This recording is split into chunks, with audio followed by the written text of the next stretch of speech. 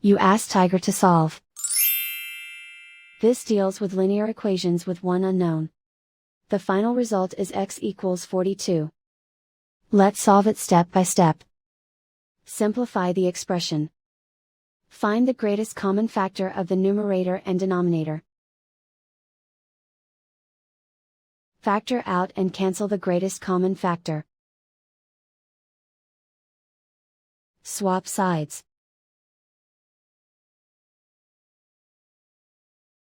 Isolate the c. Multiply both sides by 12. Group like terms.